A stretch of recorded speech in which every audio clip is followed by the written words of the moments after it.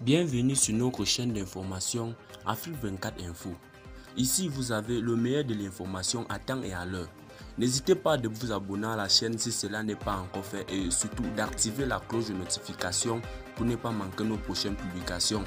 On commence. Avant de commencer la vidéo, nous tenons à vous rappeler que les images utilisées dans toutes nos notes d'information sont à titre illustratoire. Nous vous invitons donc à rester poli et courtois dans l'espace commentaire au risque de voir votre commentaire tout simplement supprimé. Merci et bon visionnage à tous. Les militaires ont pris le pouvoir au Burkina Faso comme au Mali. Quelques mois plus tard, les deux chefs d'État se sont rencontrés à Bamako pour une coopération gagnant-gagnant comme celle de la Russie et le Mali. Le président russe Vladimir Poutine a félicité cette coopération entre le Burkina Faso et le Mali. Les pays occidentaux l'ont condamné comme la majorité de la communauté internationale. La France et l'Europe ont-ils perdu toute influence en Afrique? Quelles sont les motivations russes?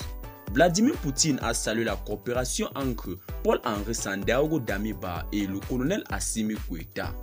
La France et l'Europe sont-ils en train de perdre pied en Afrique au profit de nouveaux acteurs comme la Chine et la Russie? Il y a une toile de fond générale, la mondialisation de l'Afrique et l'Afrique qui redevient un enjeu géostratégique. On vit une sorte d'anachronisme historique. À la fin de la guerre froide, la chute du mur de Berlin, tout le monde et en particulier la France a constaté la réunification de l'Allemagne et les changements en Europe.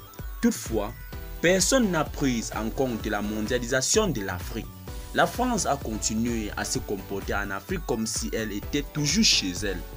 Mais petit à petit, on a vu arriver les Chinois en force. Ensuite sont arrivés d'autres pays comme la Turquie, la Russie est revenue et même certains partenaires européens. Du temps de la guerre froide, avec la Franc-Afrique, la France était complètement dominante. La France est dans un piège et c'est là que se trouve l'anachronisme historique. Du temps de la guerre froide, avec ce qu'on appelle la Franc-Afrique, la France était complètement dominante. Elle comptait des chefs d'État au pouvoir et avait beaucoup de bases en Afrique. Elle dominait sur les plans politiques, financiers et économiques avec ce qu'on appelle la Franc-Afrique dans les anciennes colonies.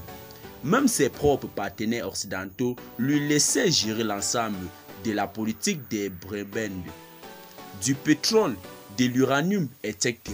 La seule chose qui restait de cette Franc-Afrique à l'ancienne, c'est finalement l'armée.